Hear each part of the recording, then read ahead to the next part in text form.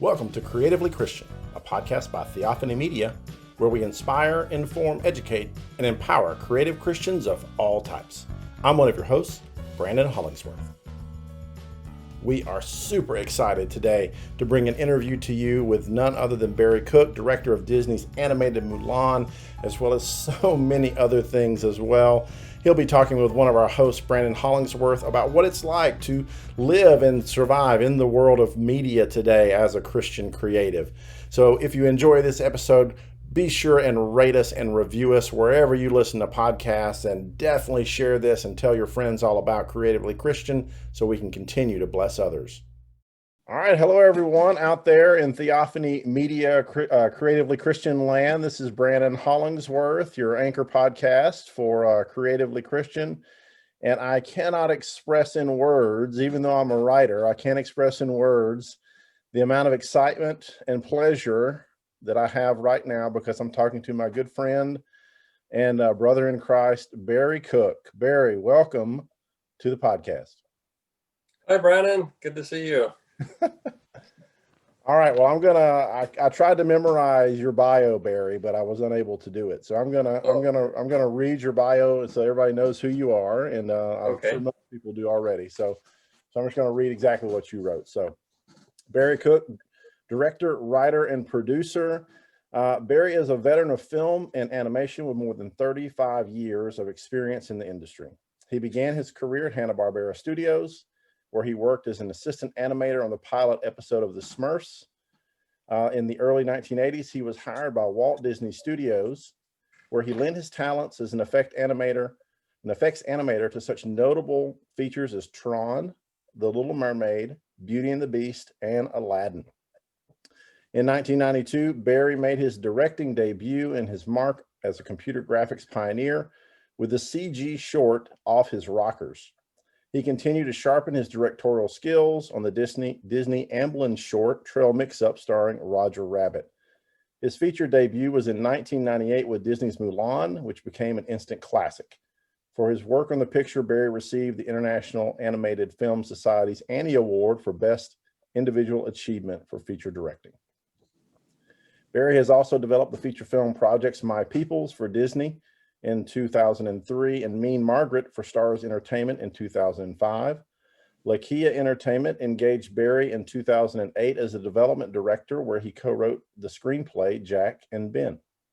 In 2009, Barry signed with Aardman Animations and co-directed their hilarious CG animated feature Arthur Christmas, which was released by Sony and Columbia Pictures in 2011.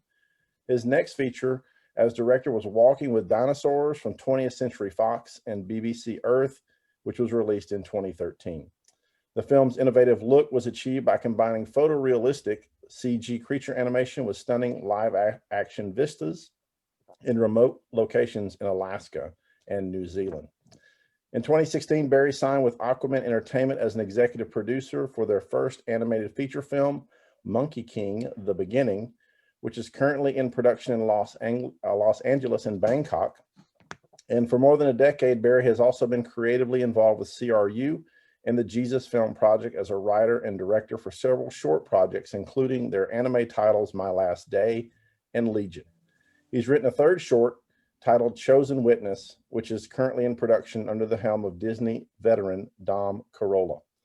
Barry has recently completed writing the screenplay and is directing the animated film, and you can tell us the title because I don't want to mispronounce it.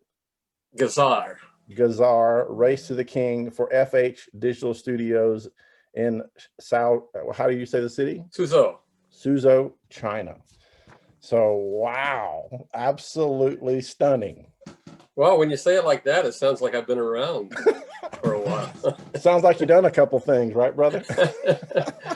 Yeah, that I think that bio says more than 35 years. It has been 40 years now. I started at Hanna-Barbera in 1979.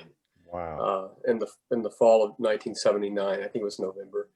But it's been 40 years trying to make movies and TV shows and funny things and all sorts of things. Well, that is exactly what we want to talk about today, that and how that intersects with your faith. here at Theophany Media on Creatively Christian. We like to talk about, to Christian creatives, and our audience is other Christian creatives, and we're trying to inspire them. We're trying to inform them. We're trying to educate and empower them. So that's kind of your audience today, Barry. So you can kind of couch everything in those terms. So feel free to speak openly about your faith and how much you love Jesus. And I know that's a ton. So you're talking to fellow believers here. So feel free to, kind of go with that. I'd like to kind of start with maybe where you started and a little bit about, let's start first with, 40 years ago, what was it that inspired you to begin this journey that brought you to where you are today in, in animation and in directing and in filmmaking? Well, I was really interested in art from a young age because my father was a fine artist, painter, and what art education we didn't receive in school, which was really not much. And I don't think kids are getting very much today, serious art education. And but my dad was, always teaching us how to mix color, how to paint. I started oil painting when I was 4 years old, I think. Wow. And was portrait painting by the time I was a teenager and really sort of into the art. I got interested in filmmaking just from watching animated cartoons. I made my first little cartoon when I was about 13 years old with a Super 8 film camera, one frame at a time, cell animation that I'd sort of figured out how to do. And it was only a minute and a half long, but it took me most of the summer. I worked, I think, most of one summer doing it. And so I sort of got hooked on that. And I went to Los Angeles to go to film school in around that would have been around 1977, I guess, something like that. At that time, I've been raised in the church. I've been baptized into the faith at about the age of 13, something like that. But at this moment in time, I was pretty far from, sort of walking in the footsteps, and certainly not any inclination to become a disciple of Christ and really follow after him in any serious way. And my, wanting to make movies was sort of forefront in my mind. And I got to Los Angeles, and I had some pretty hard times out there, and some extremely rough times. Almost got kicked out of my apartment twice, ran out of money, had to drop out of school, one thing after another. But finally, I was able to get sort of an internship program, get into an internship type program at Hanna-Barbera. And basically you had to show a portfolio of your work. And the first time I went, the guy said, well, I like some of your work, but there's not enough here. Go away and bring back more stuff. So I came back in about a year later. So that whole year was sort of struggling, but I was trying to produce enough artwork so I could go back to the studio. And I finally got accepted into their program. And that program really taught you production line assistant animation, what they needed for television. Back then, all of it was being done right there in Hollywood. So basically started as a junior animator in 1979 at Hanna-Barbera Studios, and then met a good Christian fellow there named Peter Gullerud. And I met a couple of his friends that had come from Wisconsin at the time, Benny and Dirk DeRose. And the three of us sort of started hanging out and becoming friends. And they just they were all three Christians, and welcomed me with open arms, despite everything that I was at the moment. And it was amazing that these guys didn't care that I was whatever, smoking pot, taking drugs, hanging out with loose women, you name it. They just did not. They didn't judge you. It didn't faze them. Yeah. And they became my friends. We had a common interest in music, and we'd play music together. And they would obviously pray for me when I wasn't there. And one of their sisters back in Wisconsin was also praying for me. That sister later became my wife, and we've been married 40 years. Wow. But wow. The Lord just pursued me. He got a hold of me, and he just opened my eyes to the truth again, you know. And then shortly after that, I met Ellie, and we were married very short time after that. And so we're celebrating our 40th anniversary on December 14th. Well, congratulations, brother. That is awesome. What an amazing story. Just a story about you and Ellie is, we could probably do a whole show just on that, because I know you told me a little bit more about that. I've done a whole lifetime on that almost. It's a big show. It's lots of twists and turns. And so when you were working at Hanna-Barbera, you were a tweener, right? Can you tell us a little bit? Well, you know, the union categorization was a assistant animator, but yeah, we did. But you cleaned up artist work. I worked for some great animators.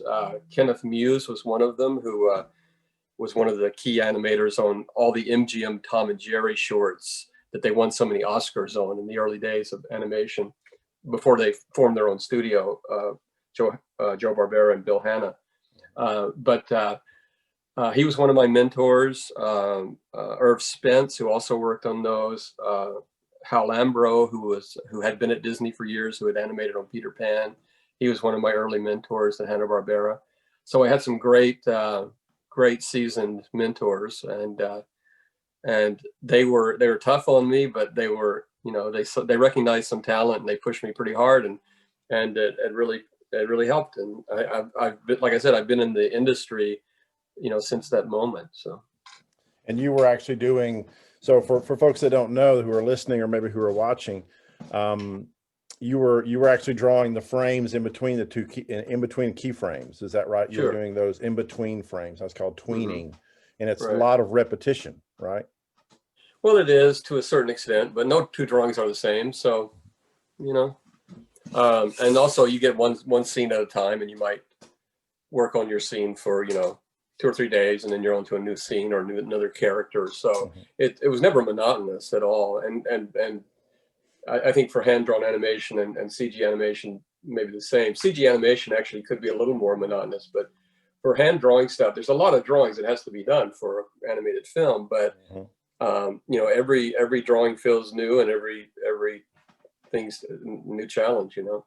Well, that's a great question for our inspiration section, because I think that's a lot of times a problem that Christian creatives or creatives in general have trouble. It's when, you know, you kind of have that new idea, that's exciting, that's fun, but when you get into the trenches of developing that idea and making it into something, oftentimes people will become distracted or bored or just weary.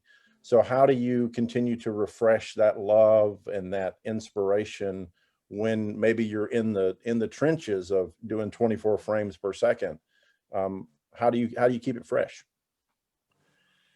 Well, that's an interesting question. It's funny, Ellie and I were talking about that today, and I think talking about a related topic today, and it was sort of working, you know, on secular stuff and working in media where you're not necessarily doing anything that's, you know, biblical or Christ honoring. You're just doing entertainment.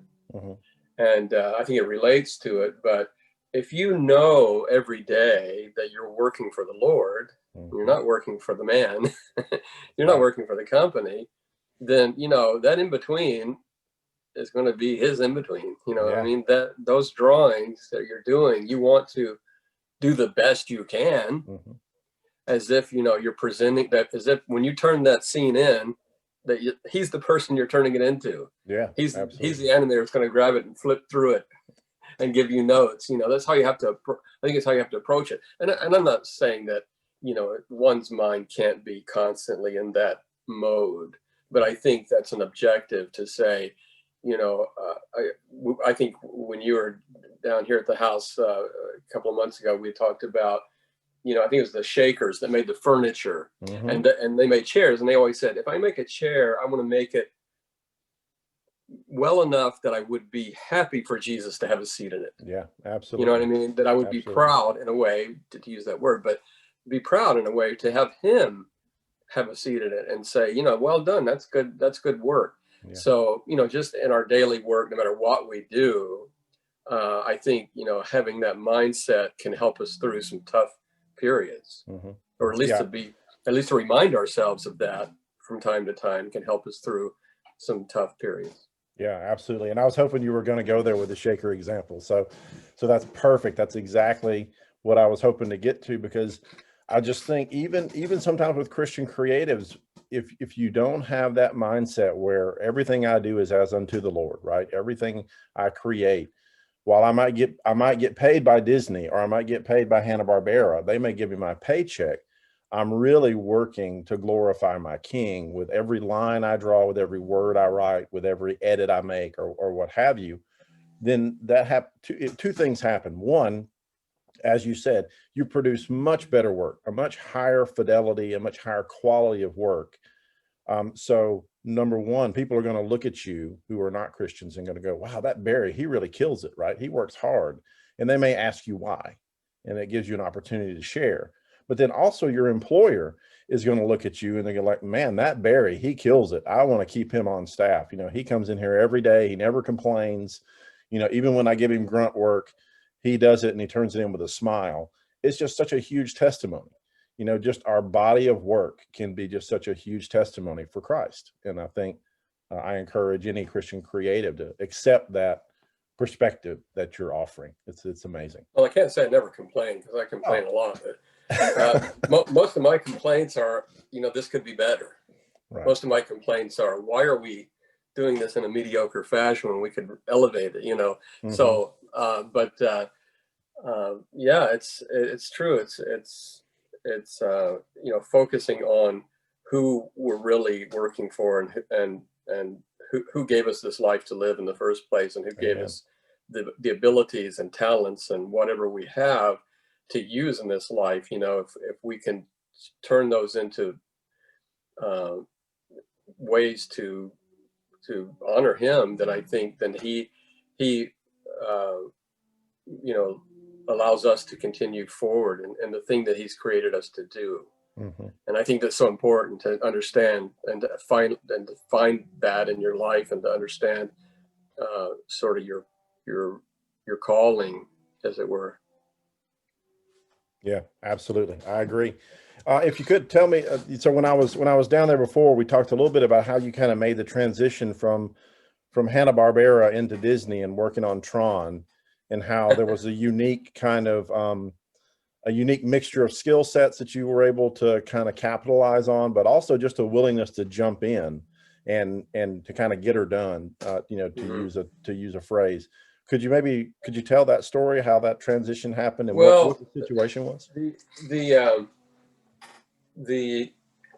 A friend of mine who I worked with at Hanna-Barbera had recently, at that time, left the studio, and he had started working for Ralph Bakshi Studio, and that's a name that goes way back. But he was an independent animation director, producer in Hollywood, and so my friend Mike had left and gone over to him, and then Mike called me one day and said, "Look," he said, I got a call from a guy who's putting together a crew at Disney to work on this film," and he said, "I don't know much about it. It's part live action. There's animation involved." And he wanted to know if I knew any great assistant animators. And he said, "So your name came up, so I'll give him a call." And so I gave the guy a call, and he said, "Oh, if Mike recommends you, then, you know, you're good enough for me." He says, "Come over to my house and I'll tell you about the story." So we set out by his pool, and Ellie and I both went over there, and he talked about the story a little bit. And he says, "Well, if you want to work on it, next Monday, show up at Disney and talk to this guy. He'll be expecting you." I had recently had a motorcycle crash, and my arm was in a cast. So when I showed up for my first day at Disney, my arm was in a cast, and the guy said, "I hope that's not your drawing arm." I said, "No, that's my other arm. I'll be okay." So yeah, so I carried on like that. But yeah, so I don't know if that's all the full story I had told you before, maybe, but it was really, and it's funny because it was supposed to be a 6-month project, and I stayed at Disney for 22 years. Right. That's what happened. You know, you just sort of go in and you start trying to prove yourself, and start offering up ideas, and start offering up, you know, and some hard work, and, you know, and if they want to work late hours, you stick with them, you know, whatever it is, and they see you as valuable. And Don Hahn is the one who my work was brought to his attention by some of the guys in their effects department. They said, look what this kid's doing. He's doing some really cool stuff, you know, and some inventive stuff. We could use a guy like him on the crew. And so Don came to me and said, you know, when you're done with Tron, if you want to come over to Disney Feature Animation, you're welcome. So I just carried on and continued on. Yeah, that was definitely the story. For me, it's an inspirational story, you know, how it's like, you know, hey, you're just ready to throw in, you're ready to, you know, you're knowing this is possibly a six month or a 6 week project. And, you know, hey, it's a short-term project regardless, but I'm going to go in there and I'm going to give it my all. You know, I'm not going to expect anything. And I just think that's a really powerful message, especially in today's age, you know, where maybe people might expect more than they deserve. You know, there's a bit of an entitlement culture that's out there. And so, you know, you just throw in and you get the work done. And again, it goes back to doing the best that you can. So I just think that's such an inspiring story. And like you said, you went in for a short term and, you know, you were there for 22 years. So it's just amazing. You know, I love it. Incredible. So tell us a little bit about how you feel or how you see how your work, we're kind of entering the informed section of the show, and how you see maybe where your work and your ministry intersect, or how they might overlap, or do they intersect or overlap at all? Well, they have begun to overlap in significant ways over the past, ever since really Disney closed their studio here in 2004. And we decided to, in Florida, because I was at their Florida studio at the time. I had worked in California for years also, but I was at their Florida studio in 2004 when they closed it down. And we had made our home here and we're raising our kids here in Florida.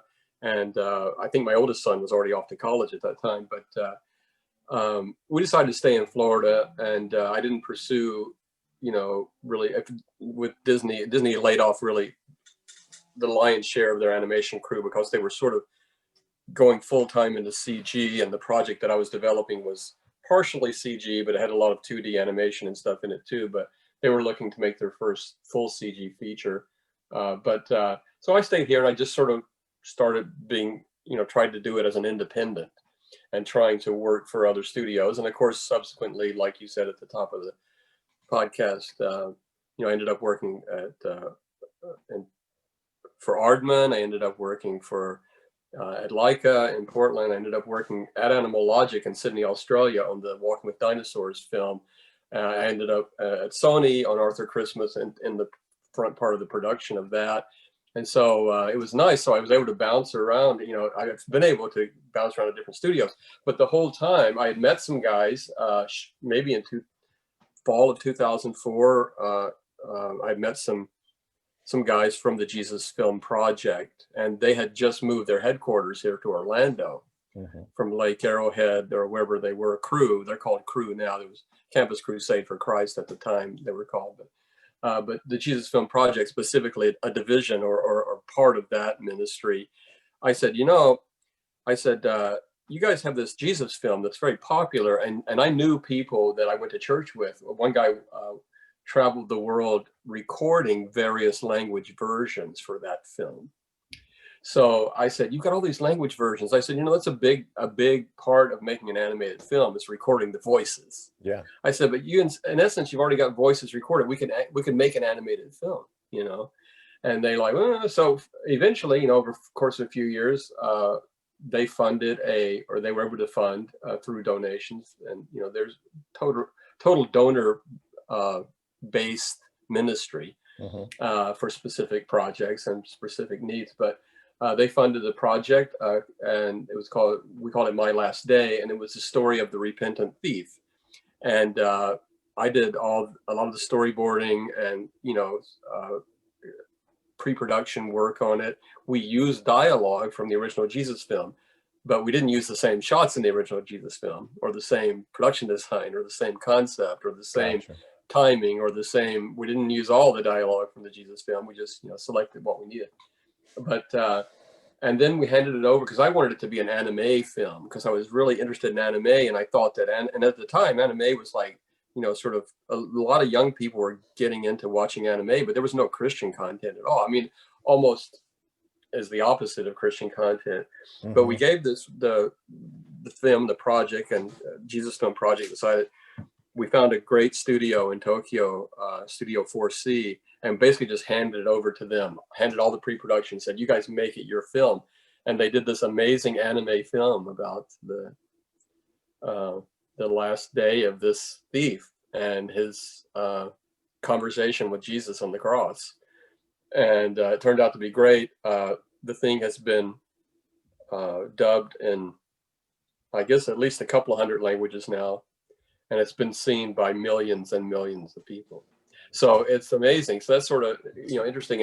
And now we've done, since then we've done another short film, you mentioned also too at the top, and we're in production right now on a third one that's about 8 minutes long, CG film. And then we have some hopes that maybe someday we could do a complete feature. So for the listening audience, tell us a little bit about, I mean, obviously you have this passion inside you for a long time to make these sorts of films, but maybe didn't have the opportunity. So how were you able to kind of, keep that fire stoked while you were still having to pay the bills? That's a difficult thing for a lot of people to navigate. So talk to us a little bit about. My day job stoked my fires pretty good. I mean, it was pretty exciting to work on those big Disney titles and be part of that. And to looking back on it's like having a hand in creating some of the, most renowned entertainment ever put out there. Absolutely. I mean, that was, for an artist, it was you're pretty jazzed. I couldn't wait to get to the studio every morning. Okay. I was loving my work. But as far as, trying to tell the gospel, when I was a kid, I loved a few movies that, and we didn't have even VCRs then. We didn't have Blu-ray discs. We certainly didn't have any streaming. We didn't have any way to see a movie except waiting for it to come on once a year. Right. And the movies I loved, The Wizard of Oz and Moby Dick and Dickens' Christmas Carol and Jesus of Nazareth, which came, in the 70s, I think, or maybe, early 70s. Franco Zeffirelli's, it was actually done as a mini series, but then packaged as a feature. And they would play that every, I don't know if it was Easter or Christmas, but they would play that once a year. And I loved the story of Jesus. I loved the movies that talked about Jesus, and whether it be, the Robe, which is an older movie, or Ben-Hur, what a great film that revolves, around Messiah in a lot of ways.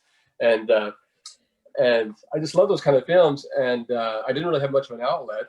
My good friend Steve Starr and we made a short film, a live action film. While I was working in the effects department at Disney, we made a live action film. We worked on it on the weekends. Called The Tempter's Voice. And it was 16mm film. And it's the story of Jesus being tempted in the wilderness. So we just did like a little short, it's almost like a student film at the time. And so I've already had interest, and then I was already putting together in my mind this sort of epic screenplay or novel or something about the life of Christ that I wanted to, put. So I've always had this story, and I've been working on it constantly, not constantly, but I've been working on it off and on in spare time for a long, long time. I've been sort of trying to find different ways to present the gospel story that would resonate with wide audiences or resonate with people who haven't given it a chance to listen to what that story really is and what the gospel really is, and not what they think it is. Yeah, absolutely. Not what they've heard it is. Yeah, for sure. Is The Tempter's Voice, is there somewhere that can be seen, or is that in a drawer somewhere? Well, no, I have it on 16mm film right over here in the corner. I've never dubbed it. I've got that VHS dub of it that we did a long time ago, but I need to have it scanned. And the problem is it's a pretty Norwegian looking Jesus, which I think is really out of vogue right now. You know what I mean? It's sort of a blonde, light skinned Jesus. And I don't know, it's just at the time we didn't have really a sensitivity toward that, and I sort of regret that looking back on it, but that's it's the way you could just blame the casting director, don't worry about it. So we didn't have one. I know, that's what I'm saying. But, so you just blame them. Or maybe with CG effects, I could do something to darken the hair or something, I don't know. Or maybe reshoot it. I know you're also a huge film guy as well. Yeah, I love shooting stuff, and I love cinematography, and that's always been sort of it's a passion of mine. I've never done it really professionally, but I dabble around in it, and one thing is the more I know about it, the more I can apply it to whatever I do, whether it's animation or whatever. I have a lot of, I look at things the way a cinematographer looks at things. I tell stories the way a cinematographer tells stories. I try to always have that cinematographer's eye, through the camera, sort of whatever I'm doing, whatever I'm looking at. I just want to, think about it as film, and think about it as cinema, and think about it as, how am I putting this story together, shot by shot by shot, and what do I want the mood to be, and how do I want it lit, and how do I want it to feel. And that's such a big part of visual storytelling and film. Yes. Whether it's animation or whatever, it's such a big part. And now with CG, we can light, we can shoot, we can do anything you can do with a live action camera, Right.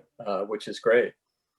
And so I know there's part of that as well that you also bring into your screenplays as well. I mean, again, it's at every level that you're thinking kind of with that filmmaker's hat on.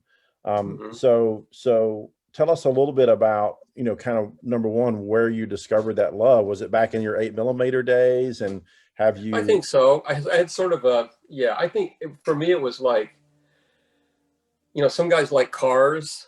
I like cameras. Okay. And I've always liked cameras. I'm like fooling with cameras and working with cameras and stuff like that.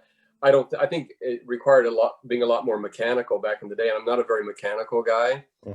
So digital is a little easier for me, to be honest. But I just, I sort of had a thing for cameras. And when I was in high school, I saved my money, and I got the best Super 8 camera money could buy at the time, with this nice French camera, Beaulieu camera with a Schneider German lens on it, and I, worked all summer to buy that camera, and, this is my pride and joy sort of thing. So I've always loved having that camera in the bag that I could film stuff with. It's awesome. It's awesome. And that kind of transitions right pretty easily into the education portion of the show. So, if you could, have a platform where you could speak to every Christian creative out there, anybody who's Christian, who's thinking about being creative, in terms of, how to educate themselves, or advice on what to learn, what would be some things from you, Barry?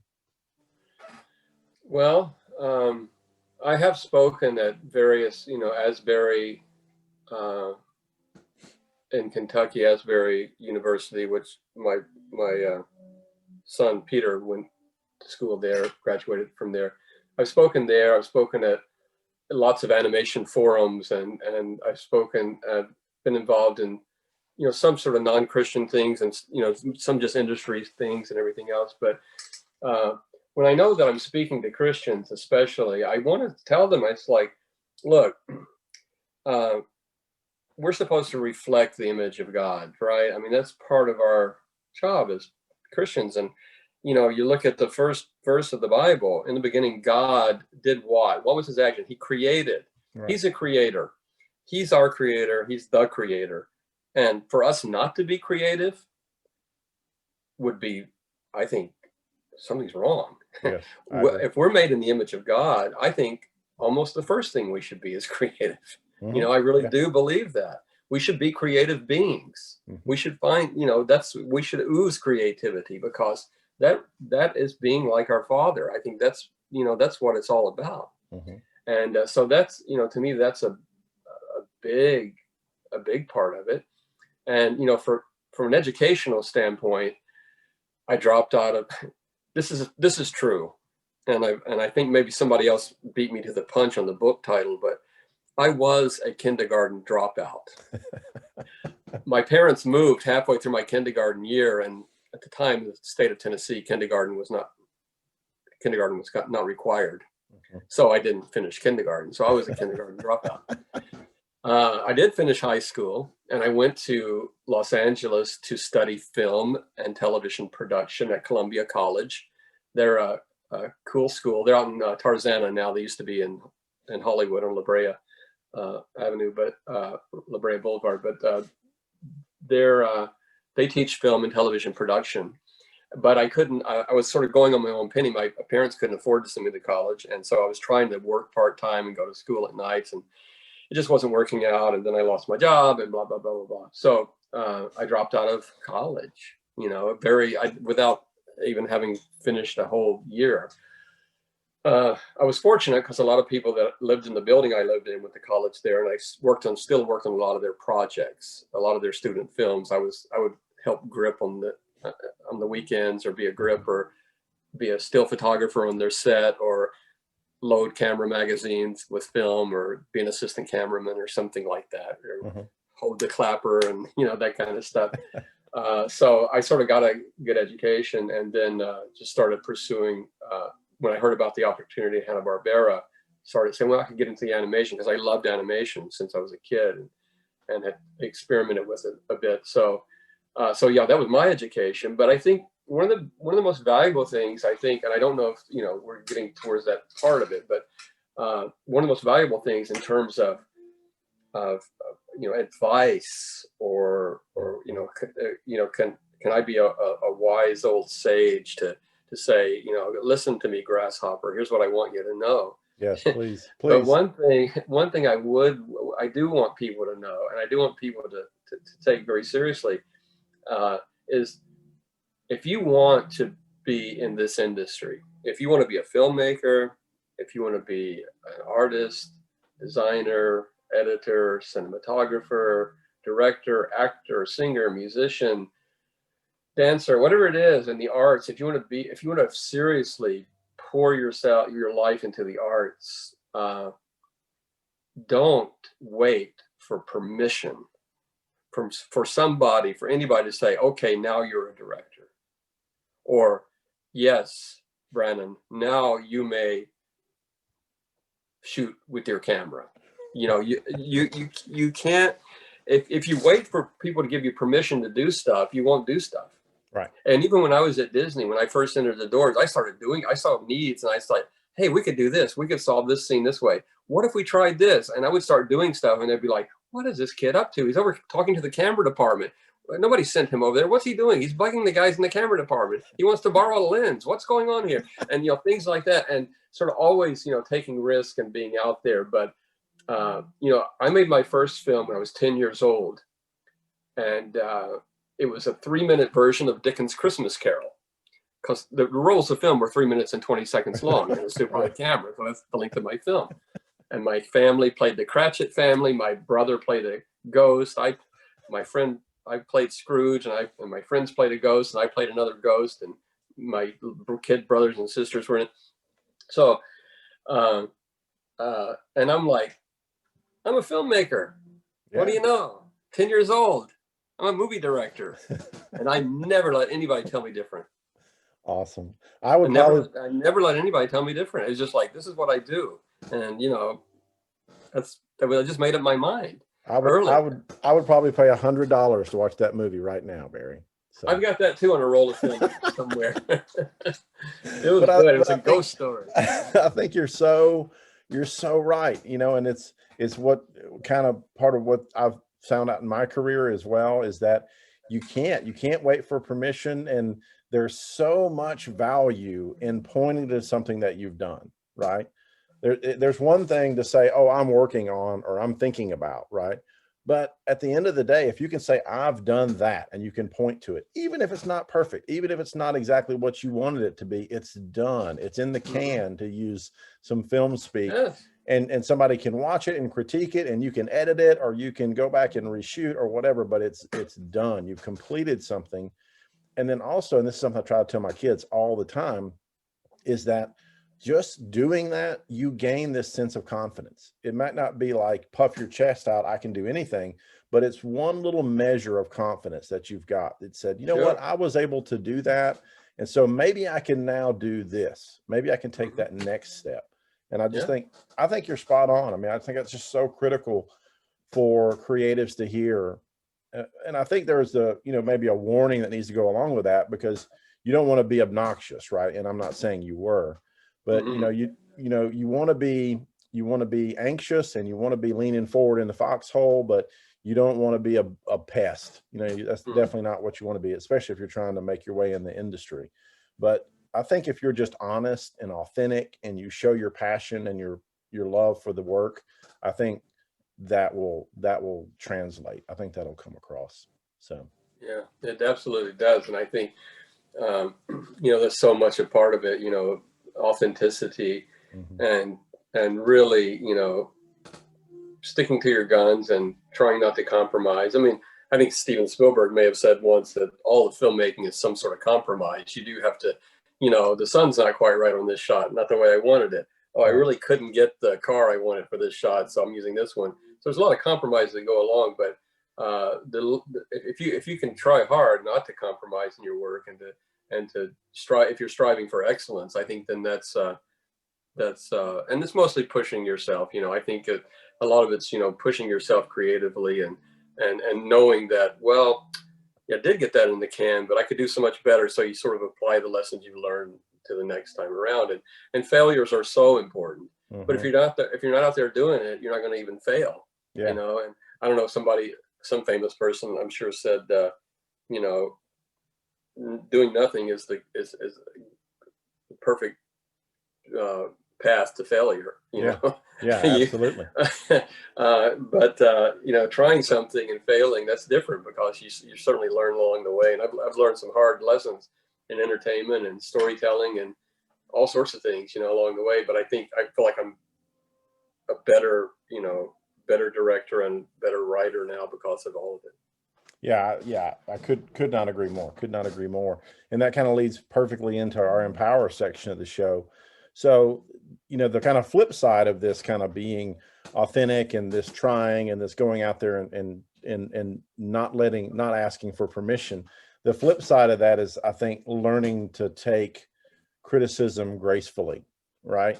And that's often a really hard thing for creatives in general, and especially Christian creatives. So I wonder if you've got a story or maybe some advice, to help people learn how to, maybe when things don't work out the way they thought it would, and you get a bad Yeah. set of notes back. How do you deal with that in a God honoring way, in a humble way, but a way that still expresses how excited you are for the project?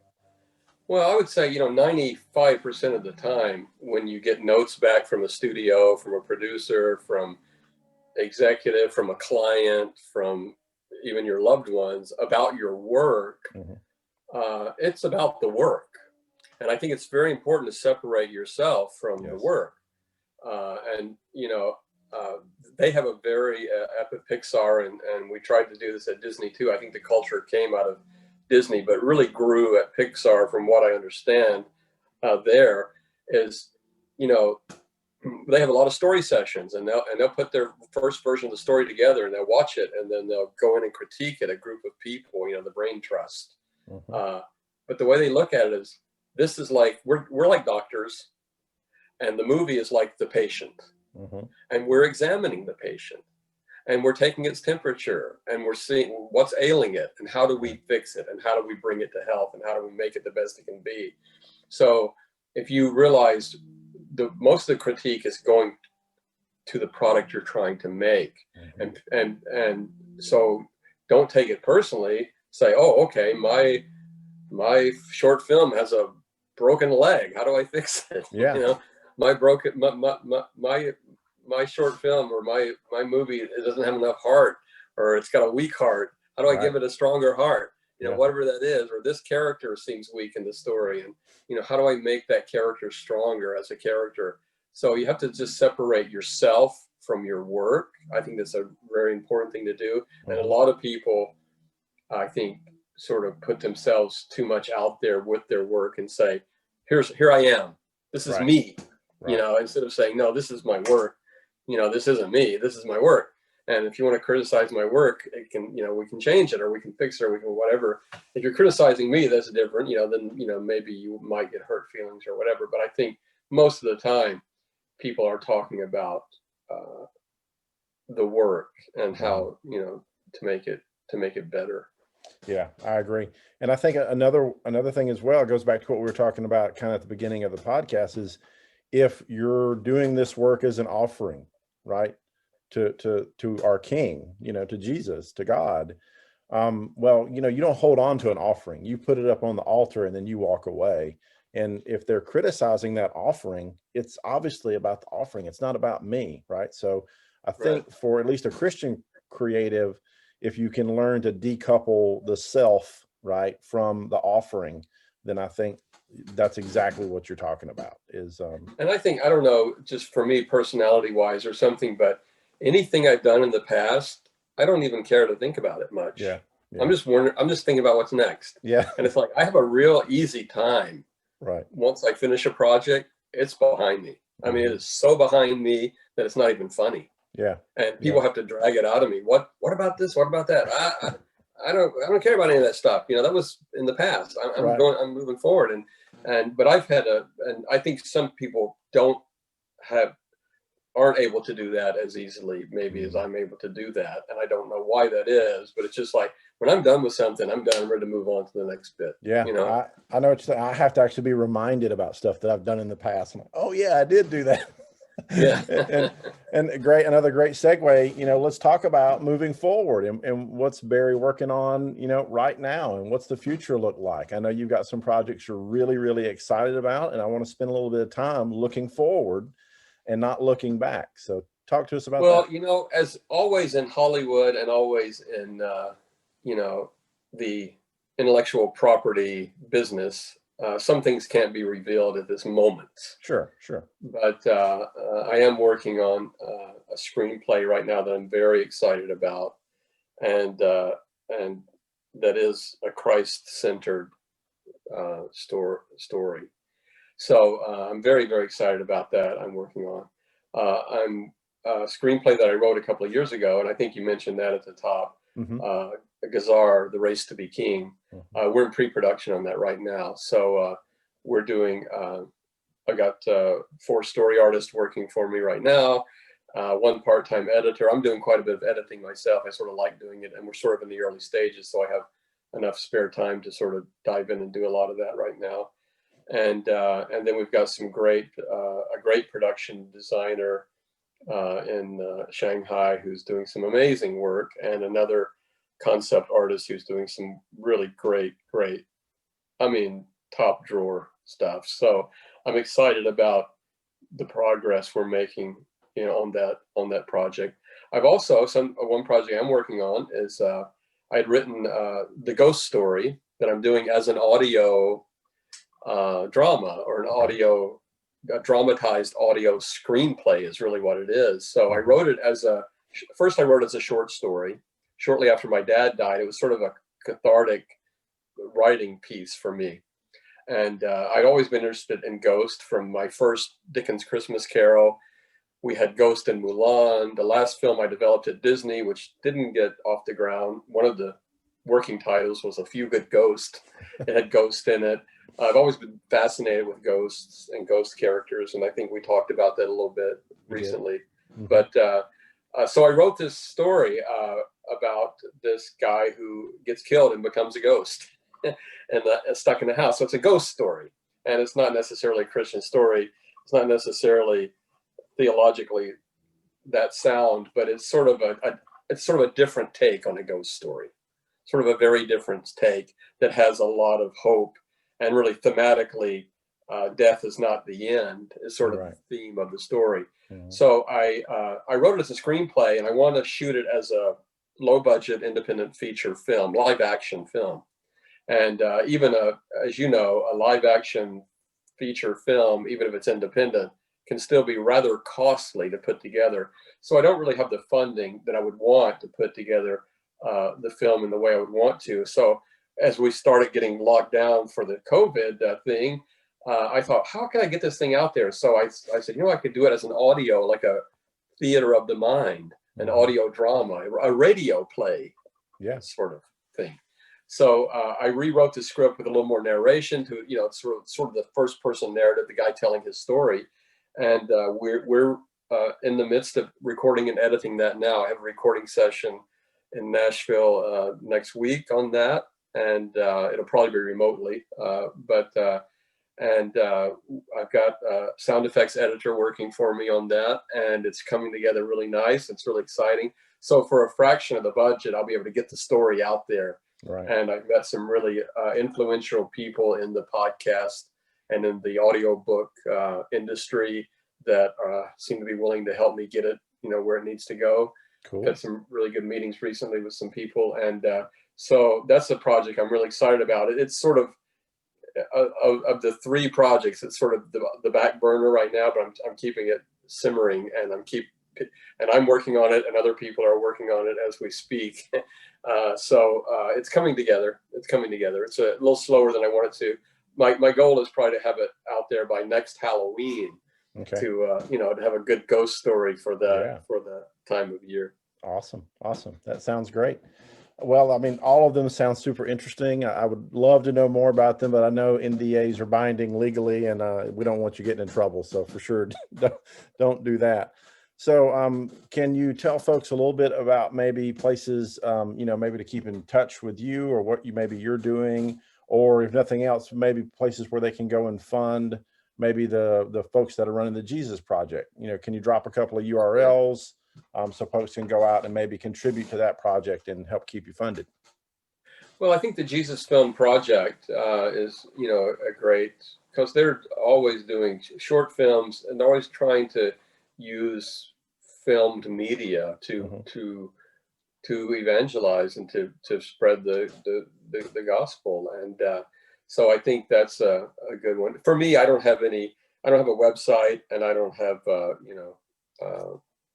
a GoFundMe page or a Patreon or anything like that. I'm just not really at that point of doing that. For me right now, it's not really, what I'm into at all. But so yeah, I don't have any specific requests along those lines.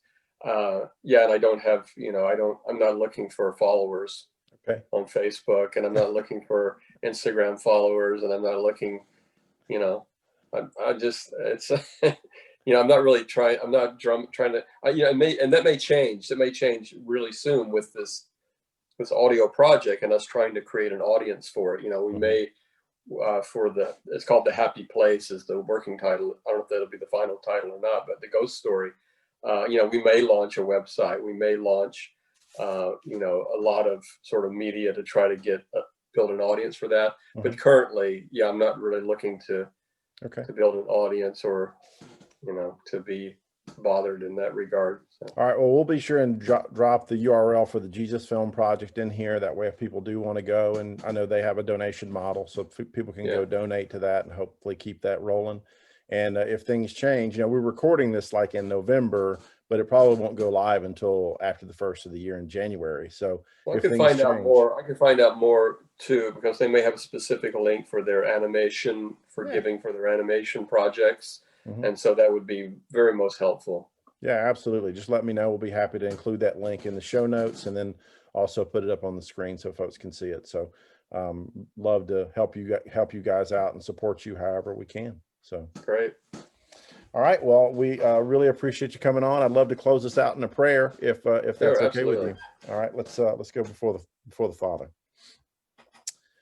High King of Heaven, we just come before you, lifting up your name, raising high the banner of Christ. Father, I just thank you so much for the opportunity to come before you in prayer. I thank you for the shed blood of your Son that allows us to have restoration and puts us back into good standing with you, Father. I thank you so much for that sacrifice. I thank you for this time and for this technology. Thank you for the opportunity to talk to my dear friend Barry. I just pray your blessings over him and over Ellie and over their children and over their family. I just pray that you keep them safe, Father, that you continue your protection and provision over them. You continue to shower them with your blessings and with your love. I thank you so much for all that he has done over the past 40 years in the various industries that he's participated in. I thank you for his openness to come on the podcast today and just share a little bit about his past with us. I thank you for the genuine brotherhood that I have with him, and the genuine, just the genuine openness and acceptance that he has extended to me. And it means a tremendous amount to me, Father. And I am so humbled by his association, and I'm so humbled by the fact that I got to speak with him again today. So I just pray, Father, for everyone who's listening, that they will take some of these lessons to heart, that they will learn learn how to not ask permission, but to be humble, that they will learn, Father, how to separate themselves from the offerings that we should place before you and before our employers, and not to take offense when we're corrected or redirected. And Father, I just thank you so much for this opportunity to be in a country where I can speak freely and openly about your Son, about the cross of Christ, about the gospel. And I thank you for Barry and for his continued efforts to do the same. In your Son's beautiful and mighty name we pray. Amen. Amen. Thank you. Thank you, Barry. It has been great seeing you again and chatting. Looking forward to the next time, whether it's on a podcast or not. And let me know if I can help you out in any way, brother. All right. Yeah, it's been fun, and hope everybody enjoys the podcast. Oh, I'm sure they'll love it. They'll probably have tons of comments. I'll have to call you and let you know, though. So. Okay, great. All right. Talk to you soon. Bye-bye. Bye. Creatively Christian is a product of Theophany Media. You can find out more at theophanymedia.com. This show is hosted by Brannon Hollingsworth, Andrea Sandefur, Bill Brooks, and Lynn Baber. Our logo is by Bill Brooks. Our music is by Bill Brooks and Andrea Sandefur. To join our exclusive patron community, which includes bonus episodes and so much more, go to theophanymedia.com/creatively Christian. Have a blessed day and keep on creating for our Lord.